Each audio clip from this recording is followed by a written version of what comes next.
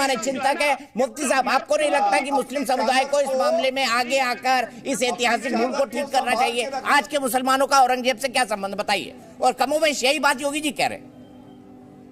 देखिए, मैं तो बार बार ये बात कह चुका हूँ दीपक भाई कि मुसलमानों को अपने मसाइल के हल करने के लिए इन मीडिएटरों का इस्तेमाल ना करें, बल्कि सीधा संवाद करें। और मैं सीधा क्लियर कह देता हूं कि बादशाहों का या शासकों का कोई धर्म नहीं होता है।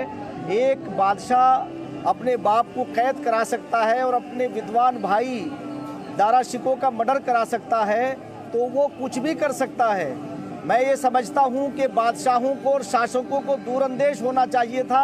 अगर वो दूरअंदेश होते तो जैसे मैंने पहले भी एक बात कही थी कि हज़रत मोहम्मद सल्लल्लाहु अलैहि वसल्लम और उनके खुलाफा वो इतने दूरअंदेश थे कि उन्होंने एक कार्य भी अपने ज़माने में ऐसा नहीं किया जो किसी की दिल आज़ारी हो।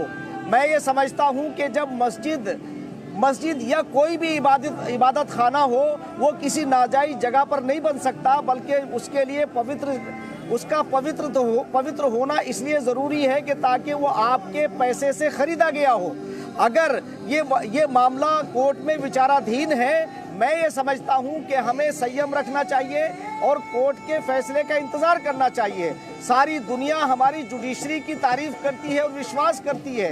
मैं ये समझता हूँ कि 3 अगस्त तक जो फैसला सुरक्षित है उसे आने देना चाहिए और कोर्ट हमारा निष्पक्ष है। मेरा ये मानना है कि आज तक जितने भी फैसले कोर्ट ने किए हैं वो सब अच्छे कोर्ट फैसले हुए हैं और देश के लोगों ने उन्हें स्वीकारा भी है। तो इसलिए दीपक जी, मैं ये कहना चाहता हूं कि जब हमारे नफ़े और नुकसान एक हैं, हम एक ही हैं, अलग नहीं हैं, और हम एक ही मुल्क के रहने वाले हैं, तो हमें अपने खानगी यानी जो अपने आंतरिक मामलात हैं उन्हें बातचीत से हल करना चाहिए। और मैं फिर बनारस के लोगों से कहना चाहता हूं कि ये बजाय इसके कि ये पूरे देश व्यापी ये मैटर बने, आपको चाहिए कि आप अपने समझदार हिंदू भाइयों के साथ में बैठें और अपने मसाइल के हल करने की कोशिश करें। तो इसलिए दीपक जी, मेरा तो ये मानना है कि भाई मस्जिद और मंदिर इससे ज़्यादा अहम ये है इस वक्त कि अपना देश बहुत विकास की तरफ अग्रसर है। आज हमारे देश के अंदर जो कार्य हो रहे हैं, मैं समझता हूं कि पिछले 60 सालों में 75 सालों में इतने कार्य नहीं हुए हैं। आज अगर आप देखें कि बनारस की दशा और दिशा बदल गई है, यानी आप किसी भी जगह जाएंगे तो जो घंटों में सफर होता था वो अब वो मिनटों में हो रहा है।